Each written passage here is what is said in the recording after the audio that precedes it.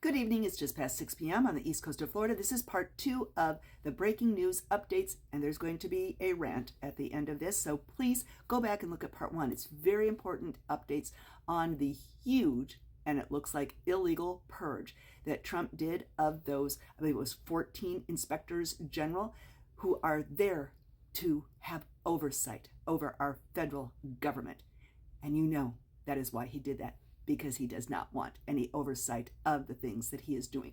Really important information, and important information on the strong arming that they are trying to do in this whole bit about what is happening to the undocumented people in this country. It is horrific.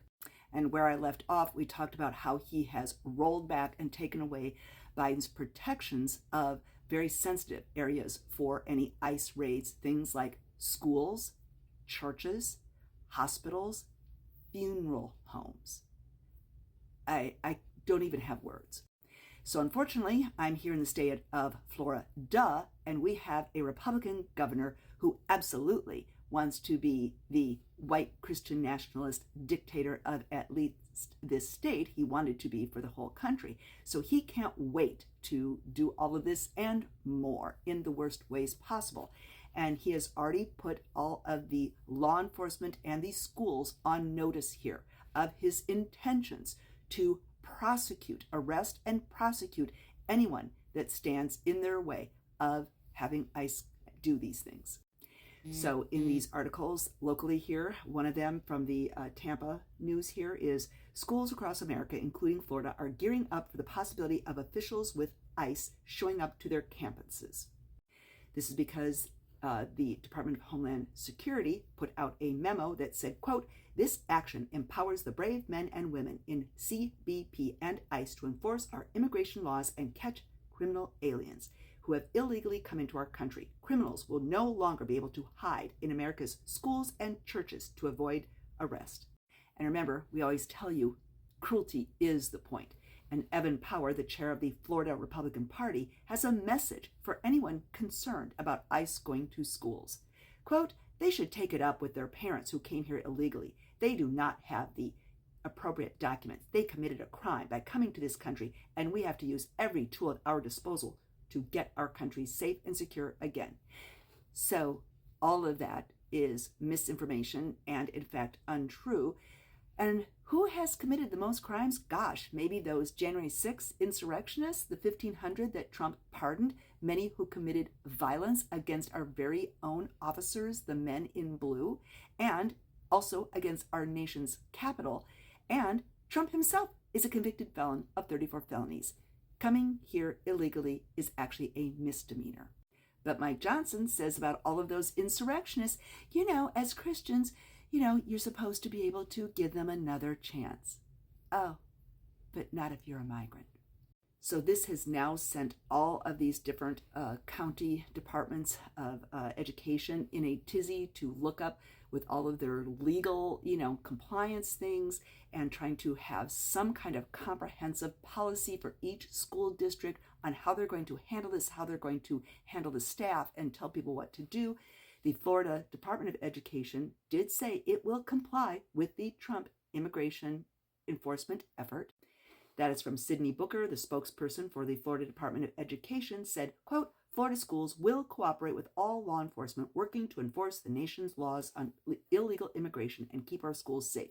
Oh, but they don't really want to keep them safe from what is really hurting our children, and that's the pew-pews. That thing that's the number one cause of unalivings, the pew-pews. But no.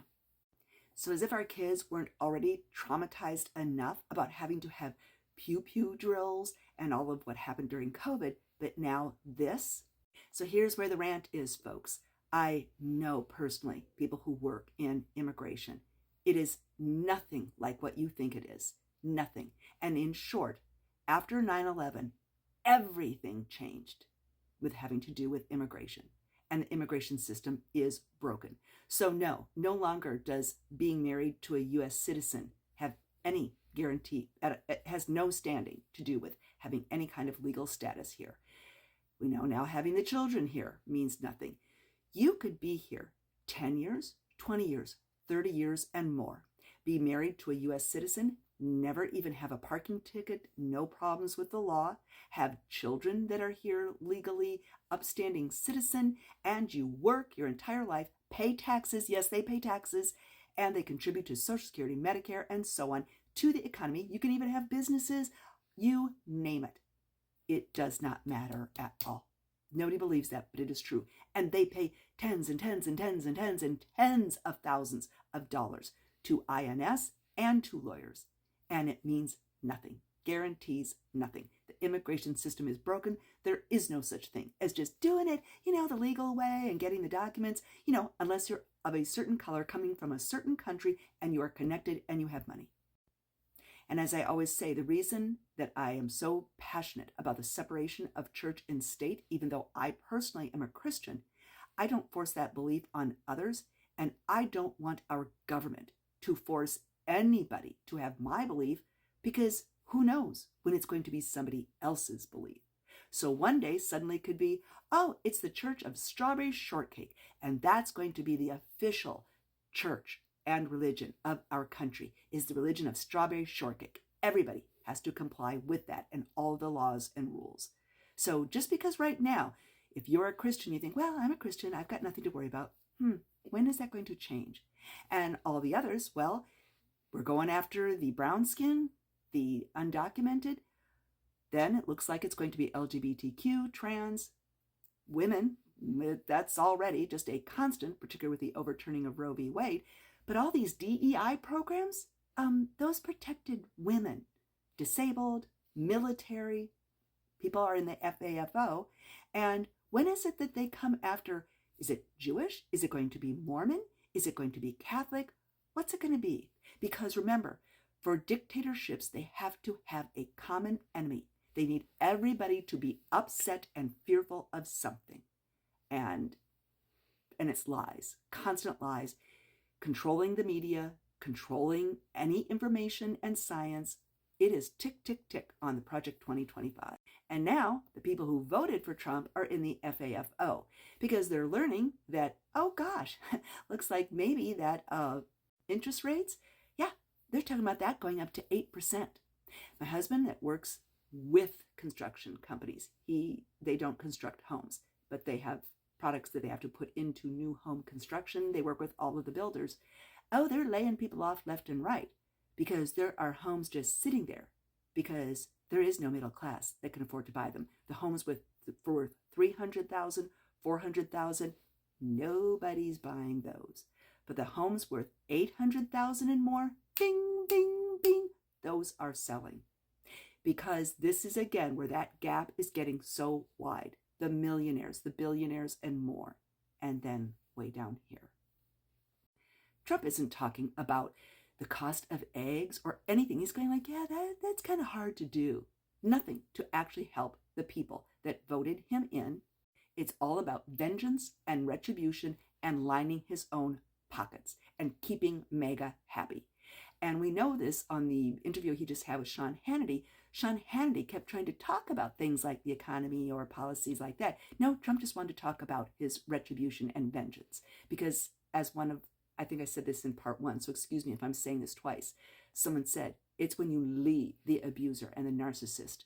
And then if you get back together, that's when they really take their anger out on you. And it's way worse. More fallout from the whole thing about DEI? Well, no surprise, since they did confirm Pete Hegseth, they did have a tie, had to go to the tiebreaker with J.D. Vance, but now we learned, no surprise, the Air Force has removed training courses with videos of its Tuskegee Airmen and the Women's Air Force Service Pilots, or WASPs, as those were the World War II female pilots who were vital in getting the warplanes for the military, and those Tuskegee Airmen saved my father so many times on so many of his missions as a pilot over Germany. The Air Force confirmed that the courses with those videos had been removed. And by the way, about that mandate or landslide, no, it was 0.15% of all voters determined Trump's victory. It's the landslide that wasn't. All right, everyone, talk to you later.